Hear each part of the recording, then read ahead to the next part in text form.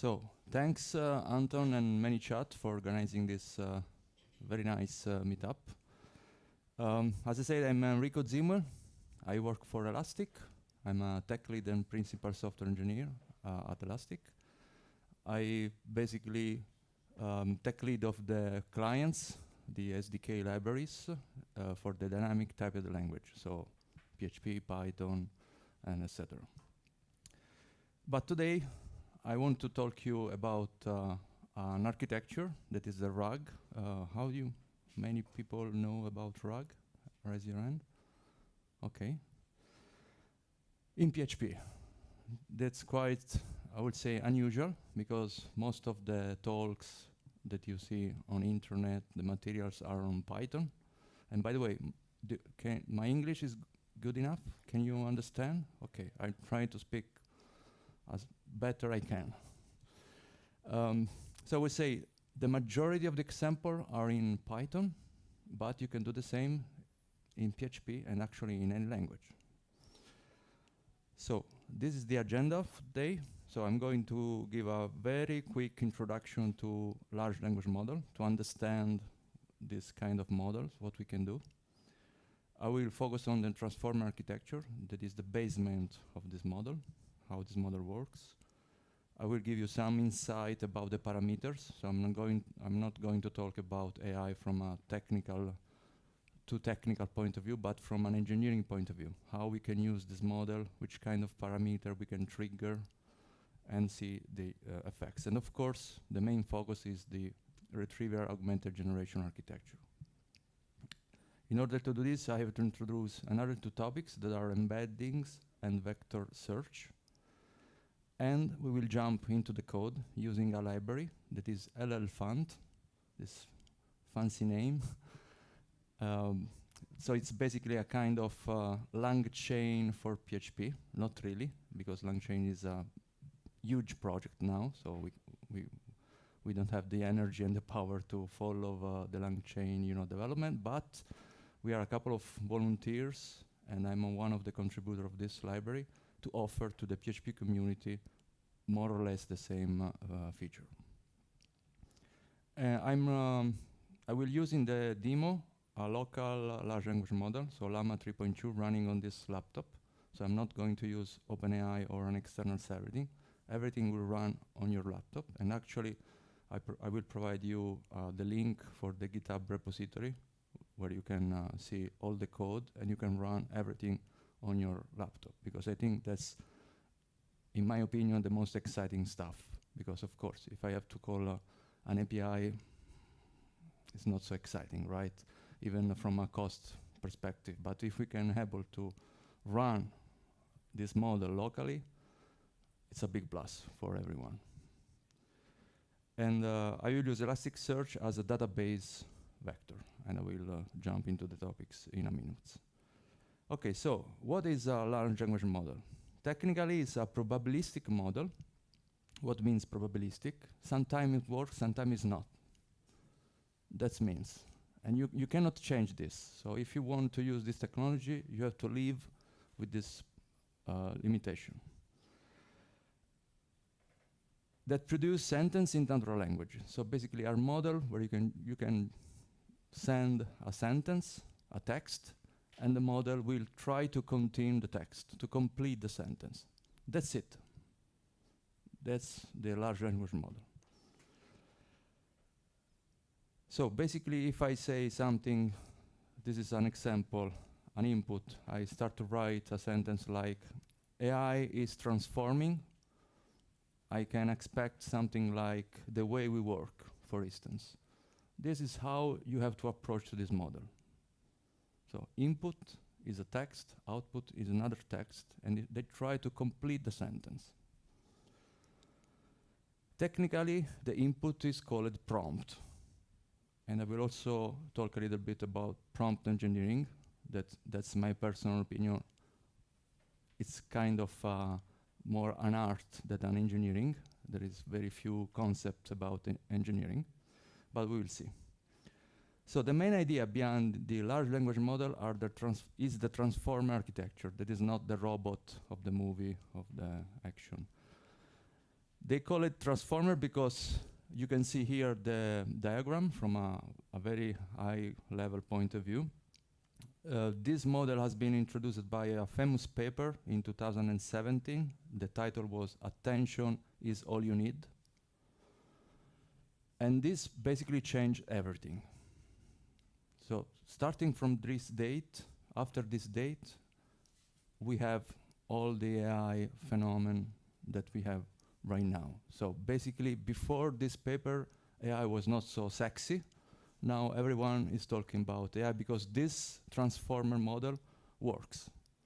It was interesting because the original idea was not to build a general purpose large language model, but was about translation. So the intention of the researcher was, let's try to improve the automatic translation from one language to another. And accidentally, they discovered that this can be used also as a general language model. So one of course, I cannot give you the details because I will need hours to talk about the transformer because it's very, very complicated architecture. But I will try to give you at least the flavor. So one of the main mechanisms behind this transformer architecture is the self-attention mechanism. So basically, this model works try to analyze all the sentence, all the words. We will see that we will call it token, subpart of a word, but just to simplify, think about just word. So a sentence is just a set of words. Each word is translated into a number, and this is called embedding. And this is the first part of the diagram. If you can see the input from the bottom to the top on the left side, and we have the embedding. So basically, each of these numbers are put into a sentence, and all these numbers, the model try to understand the pattern between these numbers, so the pattern between the words. So if you see just one sentence, like a set of words, each word is connected to the other with some probability, some weight. So the idea behind this is, of course, using something very complicated that are neural networks, deep neural networks, try to estimate how the words are connected to each other. Of course, in a specific language. English, Italian, Spanish, whatever you want to put in the training. So that's the idea. And it's very interesting, even from a philosophical point of view, because this is the first time that a human talks to someone else that is not a human. From an engineering point of view, it's even more advanced because I'm talking to a static file. When you download an LLM locally, it's a giant file of numbers. It's a static file. I'm talking to a static file on my laptop. Again, I don't want to open a philosophical discussion here, but it's very, very intriguing. Okay, so just to summarize, a large language model is a giant set of neural network, where giant, I mean billions of numbers. It's literally giant. With a large, of course, you have to train this model. So you have to provide example. And of course, the bigger is the better. That's the short outcome of this LLM.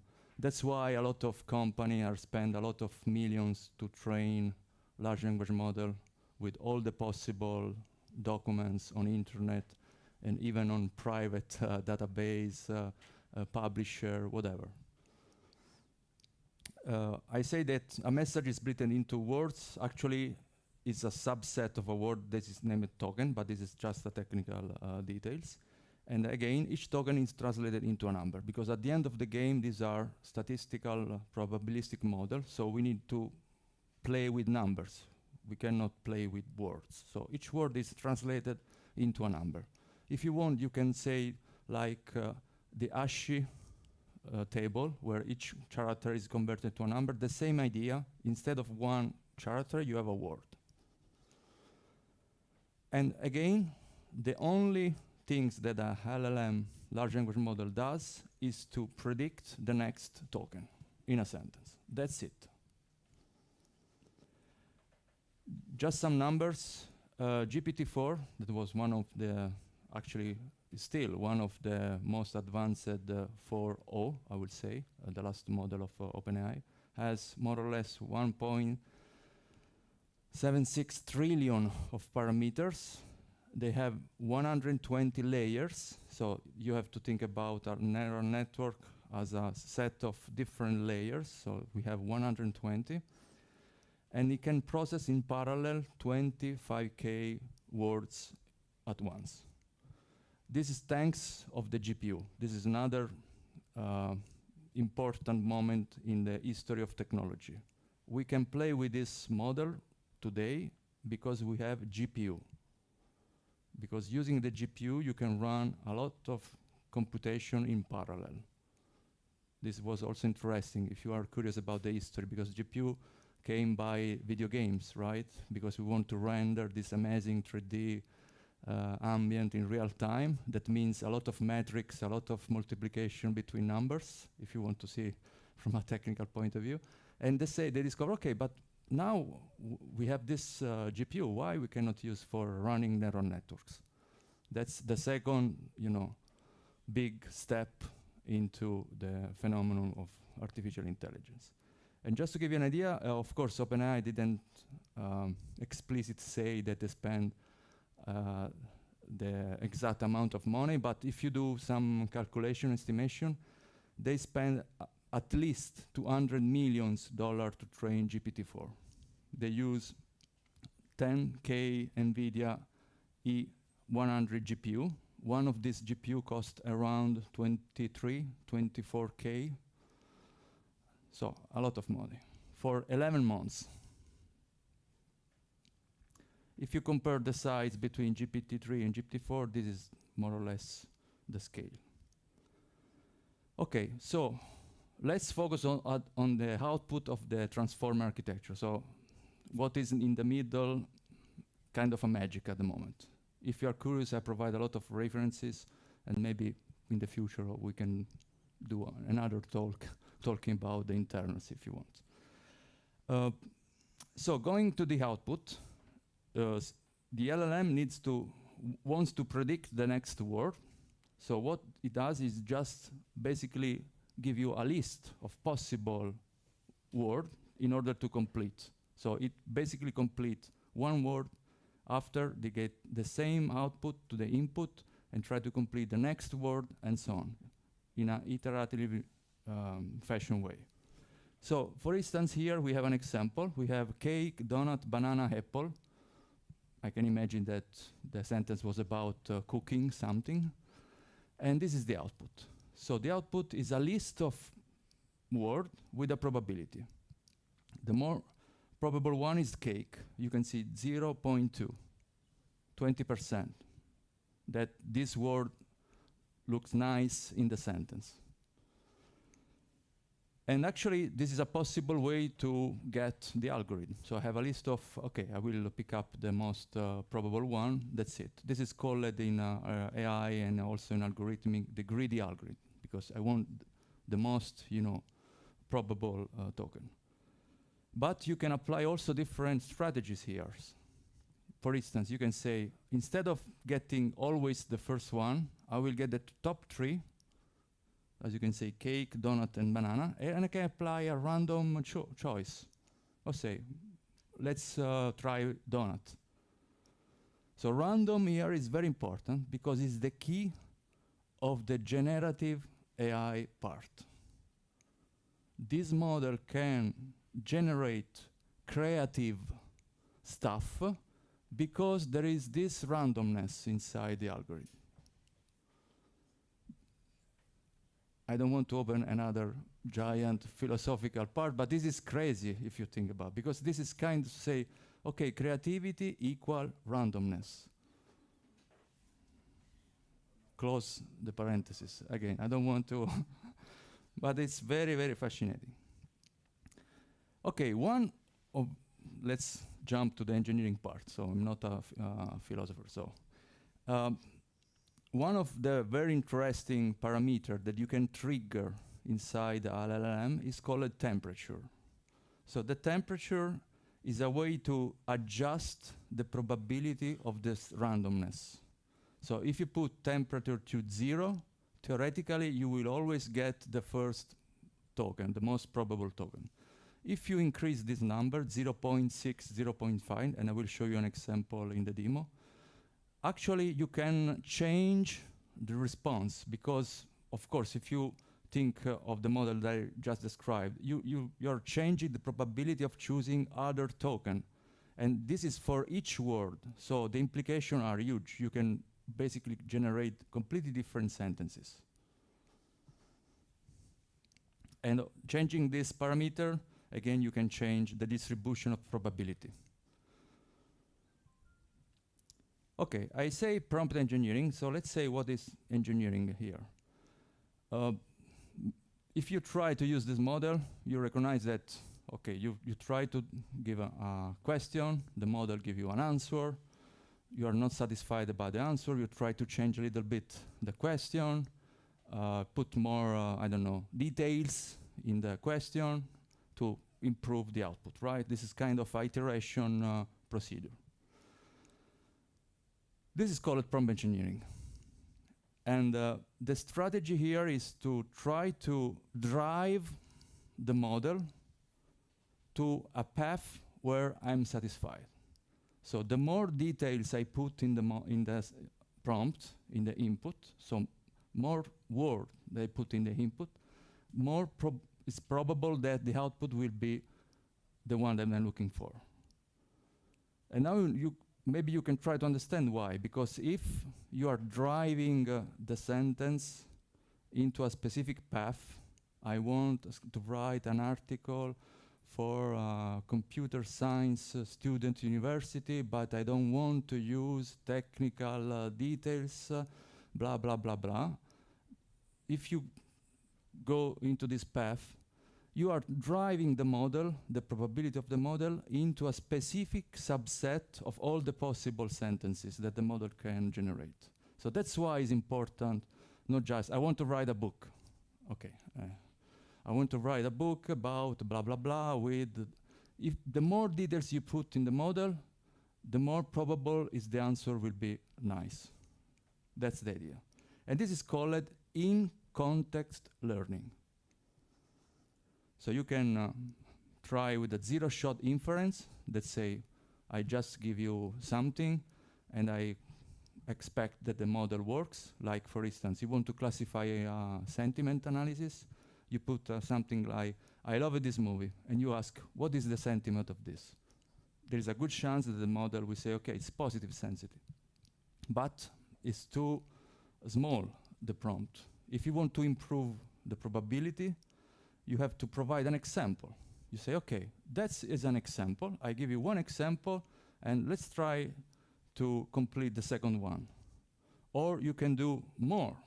You can do 2, 3, 4 examples. This is called few-shotting inference. This is all the prompt engineering. That's it.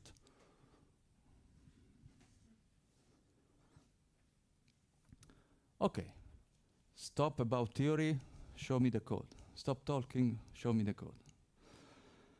I want to run locally this large language model. I need an easy way to run the model. And luckily we have Llama, that is an open source project. It's a kind of Docker for LLM, kind of. So basically Llama is a command line tool. You can install it in 2 seconds on your laptop, and you can actually use all the available open source model, I would say open model out there, like Llama, Phi, Mistral, Gemma, etc. You want to try Llama 3.2, 3 billion. Here is important to specify also the size, because of course, if you want to run a big large language model, you need a very good GPU. But if you want to run a very small large language model like Llama 3.2, 3 billion or 1 billion, even the smallest one, you can run it even without a GPU. Of course, it will not be the fastest model in the world, but it will run locally on your machine. Here I have a GPU with 24 gigabyte of RAM, so not bad, I would say. But even if you have a GPU with 4 gigabyte, you can run easily 1 billion and 3 billion kind of fast. Not very fast, but good enough for testing, for experimenting. Of course, you want to put in production, you can have some server with, better GPU, but you don't have to spend 200 millions. That's the point. If you just have a good CPU on a server, and now we have also a lot of cloud system where you can buy hour of GPU, you can easily try. Anyway, that's the command that you have to write in order to download the model. And the second is to run the model. That's it. 2 commands. So very easy. We want to do in PHP, so we need a library. Of course, we can do everything by manually if we want, because this large language model provides you an API. Usually it's an HTTP API. There is not a standard, but the OpenAI is kind of a standard de facto, so everyone is copying the API of OpenAI. So if you want, you can do the HTTP connection, but we have people that write library for you, so why don't use it? LLPhant is actually, I will not say the only, because there are a few other kind of experiment, but the most used at the moment. And I encourage you, if you are a PHP developer, you want to contribute to AI project, this is a very good place to contribute, because you don't have to have a data scientist or a master degree in artificial intelligence. This is pure PHP engineering. So the goal is to offer a library, not just for interacting with LLM, but also for building more advanced stuff like the RAG. So I'm going to show you this night a demo how to build a RAG in a few lines of code using LLPhant. It supports many, of course, LLM and also many vector databases. And it started by this French guy, Maxime Townsend. And hi, Maxime, if you are watching me. Very nice project. So I strongly encourage you to have a look at this project. Just an example. Okay, I want to send a prompt to an LLM. How I can do in LLPhant? A couple of classes. One is called Llama config, because I want to use Llama locally. I specify the model, Llama 3.2. I generate the class for the chat, and I just send the prompt using the generate text. That's it. What is the capital of Italy? Hopefully the model will answer the capital of Italy is Rome. That's it. Very, very simple stuff. Again, we will show you more details when I open the demo. Okay, so let's focus on the RAG. RAG means Retrieval-Augmented Generation. This is a kind of architecture that basically give you the possibility to extend the knowledge of a large language model without fine-tuning. Fine-tuning is a way to, okay, let's start with an existing model. I have to train a little bit more with more example, but it is kind of expensive, or at least requires some time. It's not so easy to implement. You have to spend some time to build another model, kind of upgrade of the model. We don't want to do that. We want a different system that is able to get the knowledge from a private database. So imagine you have in your company private data. You want to query this data using natural language. That sounds very Star Trek, If I go back 3-4 years ago and say something like this, people say, what are you talking about? Now, okay, yes, you can do, but it requires some stuff. And again, the goal is to show you the architecture. So it follows basically by 2 parts, the retrieval-augmented and the generation part. So the generation part, of course, is done by LLM. So we are basically using LLM because they speak in natural language. That's the idea. They can translate concept into a sentence in English, in French, in Spanish, whatever. But, of course, there are limitations about the LLM. You know about hallucination. How many of you find some hallucination on the system? Everyone, right? Because it's a very big problem to solve. And you don't have any way to verify the information from an output of ChatGPT, for instance. You trust the model, but if you are an expert in the topics, you can recognize that this is an hallucination. Okay, let me check if it's really true. But if you are a student, I'm teaching at the University of Torino, and I can tell you a lot of my students use ChatGPT, and they just try to pass the exam with some crazy source code generated by ChatGPT. I remember one of my students had to do just an iteration of an array, so very basic stuff. He used the array map with a closure, because the model say that, you know.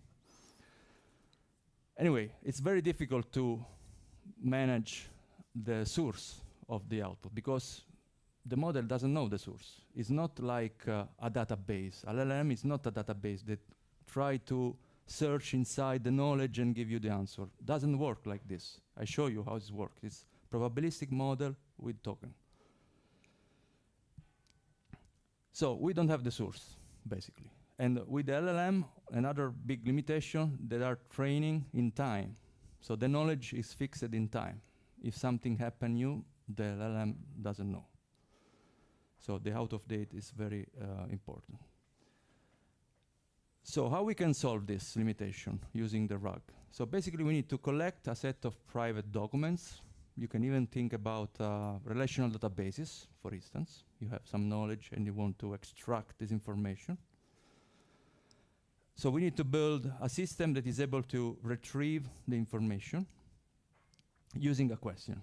So we want to give the question in natural languages to the model itself, to the RAG system. If we found some documents, and I will show you how this works, imagine that we have a retrieval system. I provide a query in natural language. The retrieval system gives you some documents that potentially can answer the question. We put the question plus all these documents to the prompt of an LLM. An LLM just needs to translate to adjust the sentence in English, for instance. That's the model. So from the left to the right, we have a question in natural languages. We use a specific database. Of course, we cannot use, I don't know, MariaDB or MySQL, right? Because in order to query, you need to write in SQL, right? SQL. So these specific databases are vector databases where you put some documents. The vector database basically is able to query using natural languages. And you will have a subset of documents here in the center. The same question plus the subset of documents are passed to a prompt to an LLM, saying something like, with this context, copy and paste all the documents that the vector database retrieved. Please answer to this question, and you put the question. That's the idea. So as you can see here, the knowledge is not inside the LLM, it's inside the database. That's why we call it private database. And this architecture works. Of course, there are limitations, but generally speaking, works very well. So how we can retrieve some documents using a natural language query? We need to use semantic search. So it's a different, it's not lexical search. Everyone knows about, text to find in some database. Here we are talking about semantic search. To do this, we use a vector database. So a specific kind of database that is able to manage this vector. But what is a vector? A vector is a set of numbers. If you did some math at university, vectors, physics, maybe you have an idea, but very simple. We have a list of numbers, in this case 3 numbers, for instance, and we have a vector of 3 elements. If we use large language model, this vector is pretty long. Llama 3.2 uses 3072 numbers for a vector. It's huge number. Of course, we can represent in 2-dimension or 3-dimension, but up to 3-dimension, we are human, we have a lot of limitations, so at least I cannot envision a 4-dimension. Maybe someone can, but I cannot. So, what is interesting is if we can translate a sentence into numbers, and we can use mathematics to try to understand the similarity between two vectors, basically the distance between two vectors. You can apply different kind of distance here. The cosine, the dot product, the Manhattan distance, doesn't care. One of the most used, by the way, is the cosine distance. Basically, we are trying to figure out a way to translate the similarity between two sentences with similarity between two vectors using mathematics. This sounds like magic, and it is, by the way, because in order to translate, the key point here, okay, I understand the concept, but who can tell this sentence is this vector? Another model that is actually the more or less the same idea behind the LLM. So here we are talking about giant neural networks trained by a lot of sentence.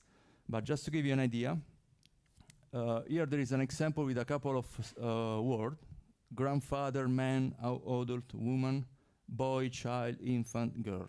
If you can see the space where these points are located are close to each other when we talk about grandfather, mother, man, and woman.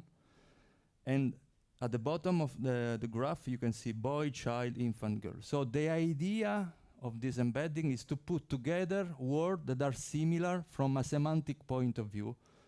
But how? Because we train with some books, some articles. So basically, it's a kind of a natural way to classify, because this is kind of classifier model, the different word according to the specific language. So if you want to see something cool, I don't know if it's working now, but there is this project, TensorFlow. TensorFlow is a famous project for doing generative AI, where basically this is just a very small 10K words representation in 3-dimensional. So you can jump on each word and you can see the different meaning, how they are spread into these 3-dimensional spaces. Again, this is very simple. This is 3-dimension. Imagine where you have 3K dimension. It's crazy, right? The possibility of different way.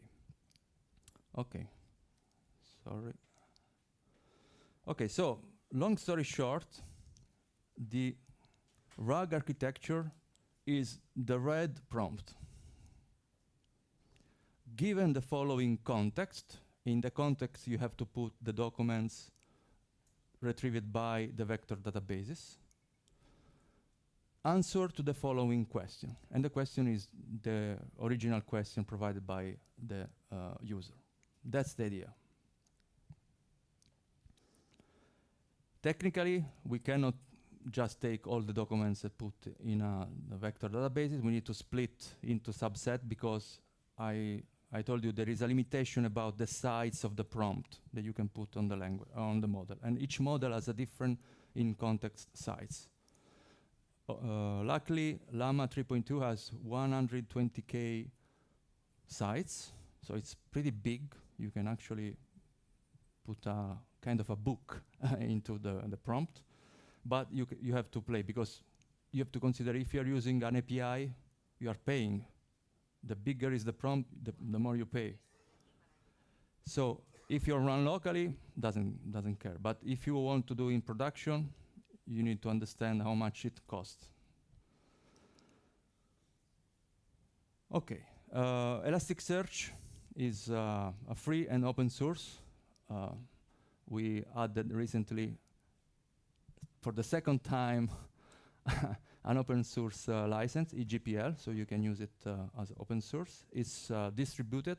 This is actually one of the main feature why people are using Elasticsearch, because it's it's scaled by design. And it's a RESTful search engine. Everything is an API. We don't even have a client, if you want. So it's a REST API. And it's also a vector database. We was lucky because we are using Lucene as the engine, and Lucene supports vectors since many years ago. So we was pretty lucky to be part of this AI era.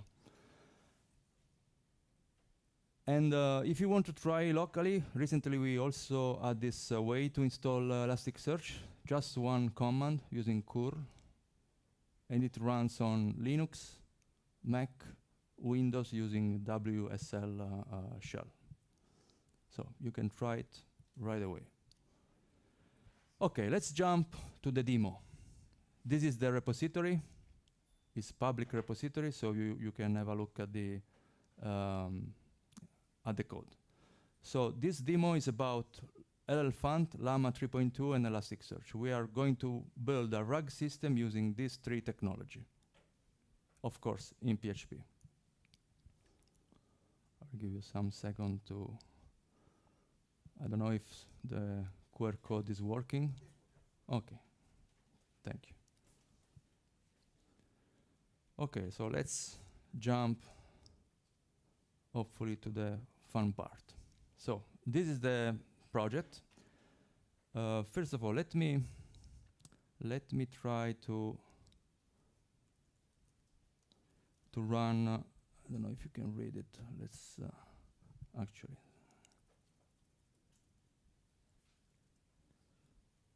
It's big enough. You can read it. Okay. Llama run Llama 3.23 billion. Okay, so I just asked to Llama, please, I want to do some, question prompt to Llama 3.2. So Llama 3.2 is running locally. Of course, I downloaded. It's 2.4 gigabytes, something like this.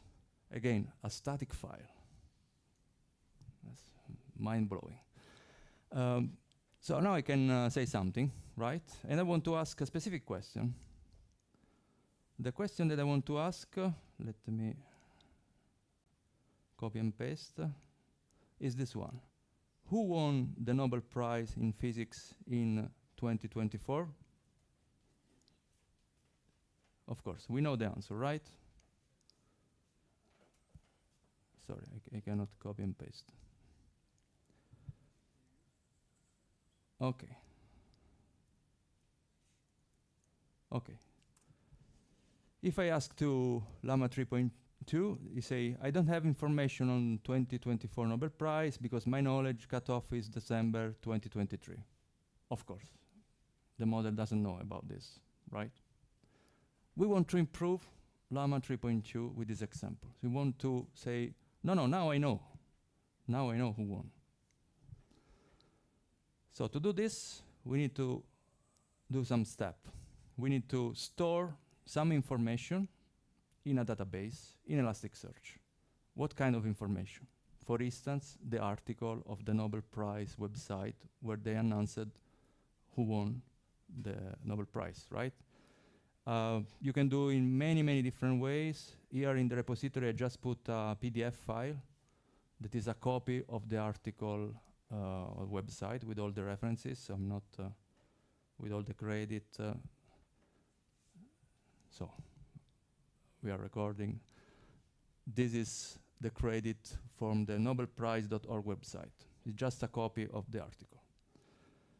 Okay, so we want to take this knowledge and store into Elasticsearch using embeddings, using these vector databases.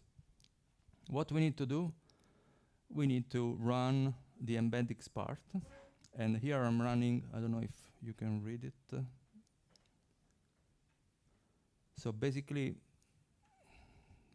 again, this is 49 lines, so nothing so exciting, but using LLPhant, we are saying, okay, I want to use Llama 3.2 because I want to use the same model for embedding and for giving the answer. That's the best possible way. So if you have a large language model, the best way to use a RAG system is to use the same model also to generate the embeddings into the database vector. Otherwise, you can have some bias, but that's another topics. LLPhant provides you a very nice class to read from a PDF. So you don't have to be crazy using external library. You can do everything in one line. So file data reader here, as you can see, I'm just passing the file. I can split the documents into chunk. I have to do this because I cannot put, let's say, Llama 3.2 is the context is so big that potentially you can put very big document, but it's better to split, not too small, because if you chunk too small, you have the opposite problem. The fact that you are breaking a sentence, so the meaning of a sentence is between chunk 1 and chunk 2. So the model is not able to retrieve the knowledge. So for instance, the default 800 characters is pretty good for this scenario. So when we basically divide the PDF into this chunk, we can generate embedding, and we have a Llama embedding generator, so we don't have to do nothing. When you have basically the embedded documents here, this variable, line 34, inside this object, we have basically the chunk and the embedding vectors, this set of array. So now we are ready to write everything into Elasticsearch. We need to provide, of course, a URL, the endpoint of Elasticsearch. This is localhost. And by the way, when you run locally with the command that I show you in the slide, this command will generate an Elastic start local folder. Inside this folder, there is a Docker compose YAML file that you can use with Docker to start up, stop all the services. And the script generates for you this file is a .m file with all the details about, I don't know, the URL, the password, the sites, the local heap, if you want to change, if you want to trigger the configuration of Elasticsearch. So it's a very nice, convenient way to use it. So in the example, basically, you don't have to copy and paste nothing because I'm reading this .m file, as you can see here. And I'm just creating the object, the client that is able to connect to Elasticsearch. Elastic Vector Store is a class of LLPhant that basically gets the client in order to send the data to Elasticsearch and just store the data. So basically, with this code embedding, we insert the information inside Elasticsearch. I can show you the indices. So this is basically the Kibana, the UI of Elasticsearch. Start local install Elasticsearch in Kibana, so you can use it to discover data. We have basically these 24 documents. As you can see, embeddings here. I don't know if maybe it's too small. These are the floating numbers. And this is 3072 dimension.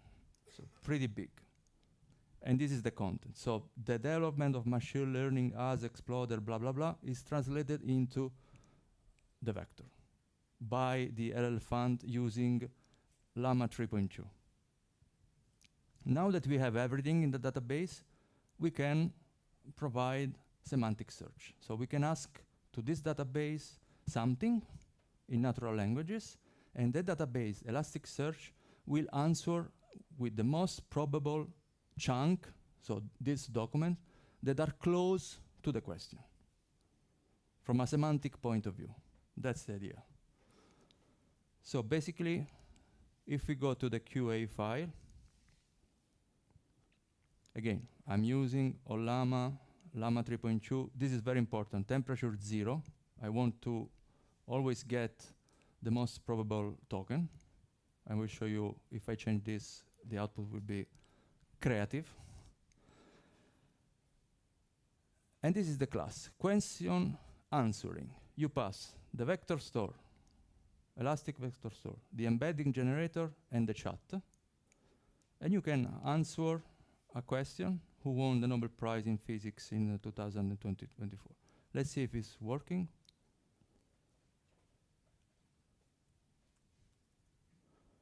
Okay, so now I'm running the QA.php.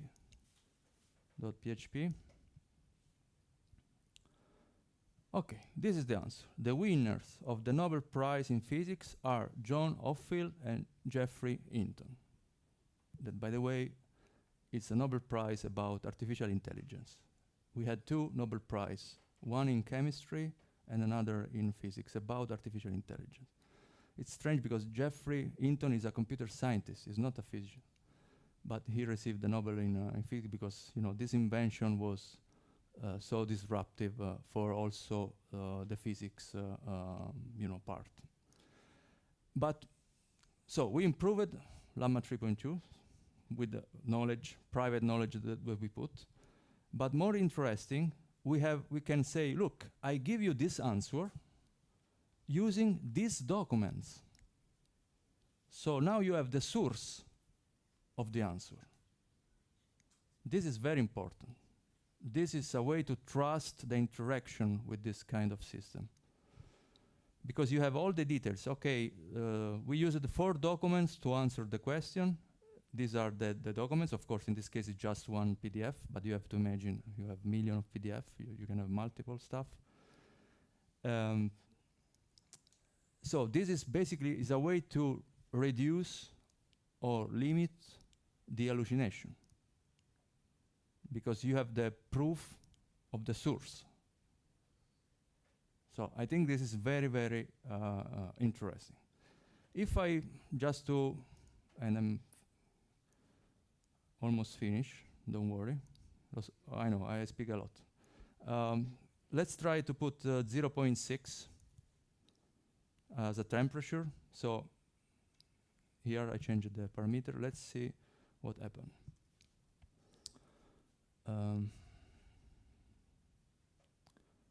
Okay, same answer. Same answer.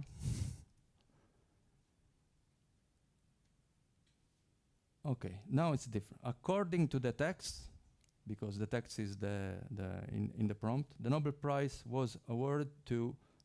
So as you can see, it's changing the answer because the temperature, we increase the value. The more the temperature is higher, the more creative the model will act. And this is good if you want to do creative stuff, like a generation of images. By the way, if you get the point, here we are talking about words, but if you change in an image and the image are points, you can do the same. Or the voice. Voice, sound is a list of numbers, right? So this idea can be applied everywhere. Okay. So, I hope you enjoyed the presentation. I put a lot of references if you want to, you know, have a look in more details. Thank you very much for your attention.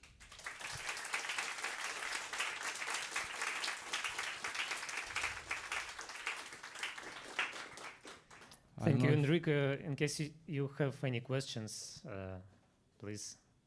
Yep. Hello, my name is, and I want to ask you about vector stores. Can you recommend some of them except Elasticsearch, which was presented here? And do you have some practice experience with those vector databases? Thank you. Yeah, of course, I am from Elastic so the best vector database is Elasticsearch, but you can use whatever other system you want. It literally depends on the use case. You know, the answer from a computer scientist is always, it depends. Because if you have small set of documents, you can even run in memory if you want. Or there are other, you know, databases, small databases like ChromaDB, for instance, the first that came to my mind. But if you have millions of documents, you want to scale, you have a lot of queries, you need a robust database. So my suggestion is have a look at the use cases, because literally depends on it. And there are a lot of very fresh new databases where they are not so good from a distributed scaling point of view. They are very, very good from the AI point of view, but not so on the architecture. That's why Elasticsearch is so good. That's not because I'm literally. Elasticsearch is a database from 2019. The very key point is the distributed. So if you have a lot of data, Elasticsearch. That's my answer. Yeah. Hi, I have a question. What do you think of the dichotomy between having a special database like Elasticsearch for semantic search versus having some more advanced distributed database like a standard one, but with vector indices on top? Yeah, there are other databases like, I don't know, Postgres SQL with the PG Vector plugin. You can install it. Perfectly fine. If you already have Postgres, of course, it's much easier to install just the plugin and try to use it. So you have to think about the retrieval part also in a creative way, because something that I didn't tell you is kind of a new trend, is the agentic RAG. So it's a way to say, okay, let's try to use the LLM to help me to retrieve the knowledge in a creative way. For instance, I have a relational database system. I want to search using natural languages. How I can do this? It's kind of a challenge, but if you think 1 minute, okay, but maybe the question can be translated into a SQL statement. And LM are pretty good on this. So I can search in the data and I can back the context. This is another way. And you can do this stuff using agentic RAG, so small agents that use LLM to translate task. Or even, please go to this website, get the content and use it as knowledge, for instance. Yeah, of course. But these are probabilistic models. Sometimes it works, sometimes not. But okay, you have to balance. Of course, going serious, you can test it. You can provide a benchmark. Say, okay, in these use cases, 94% works. Is acceptable for my use cases? Yes or no? Always try to find the numbers. We are software engineer, right? Without numbers, we are nothing. So if we want a use cases, or even this website is low, what means is low? How many users? What the size of the page? What are you doing? So please extract the numbers, because if you have numbers, you can play with it. You can say, look, I improved 0.5%. You know? So it's very, very important to stay with numbers. Yeah, Other questions? Hi, thank you very much for your talk. I think it's good to introduce myself first. I'm doing my PhD in the CVC in Universidad Autónoma de Barcelona. For one of my personal projects, I did very similar things that you did. So it's I use birds to translate something from Spanish to English, and then use Llama 3.2 to add some context to the news, and then use another API to put it in the, for example, a web API, something like that. So the question that maybe you like it to answer it is, what's the benefit of using PHP instead of any other programming language to do the whole pipeline that you did today? Yes.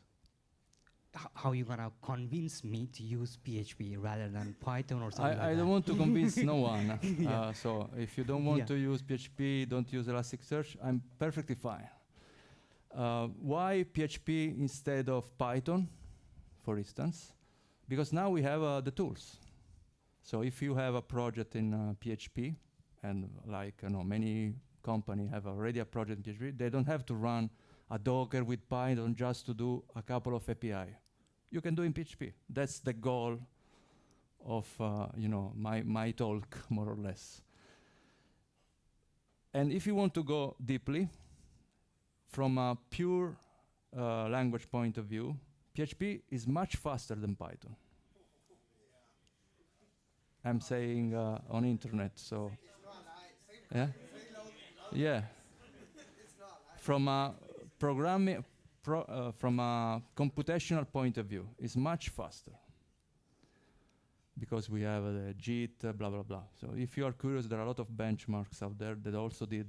Because I worked for 11 years to Zen Technologies. That is the company behind. That was the company behind PHP. So we did a lot of this. But that said, as you can imagine, there is no execution here, right? It's just a facilitation of API, of getting documents. So you can do in Bash, if you like. There is not really a big plus. The plus is, if you already have a PHP project, you can do it without Python. That's the idea. If you have Python, you are lucky. There are a lot of many others libraries out there. The PHP, actually, LLPhant is the only one. So if you compare the library, Python win without any doubt. I think it will be the last one, and then move to network part, and you will have a lot of chances to. Yeah, sorry if I Enrico was too long. The last. Hi, my name is Alex, and I have a question more about validation of the knowledge that we put into the database. So when you showed the class that you read the document with maximum length of 800 characters, if I remember correctly. Yes. But in the database, I saw that all the sentences starts with capital, so it actually the maximum length of there is a logic. So it just split the knowledge into the sentences and then put it into the database. Yeah. But what if the knowledge is split in several sentences? So, for example, in one we said there is a Nobel winner, like, and the other is in another. and another yes. in another. Is there any point of making this vector database twice? One with one length of the characters and second one with another length of characters, so to cover all these things, or it doesn't matter in this case? It doesn't. Actually, that's a very good question, and actually that's a very challenging problem, because sometimes, okay, but what kind of sites I need to use for the chunking? The answer is, it depends.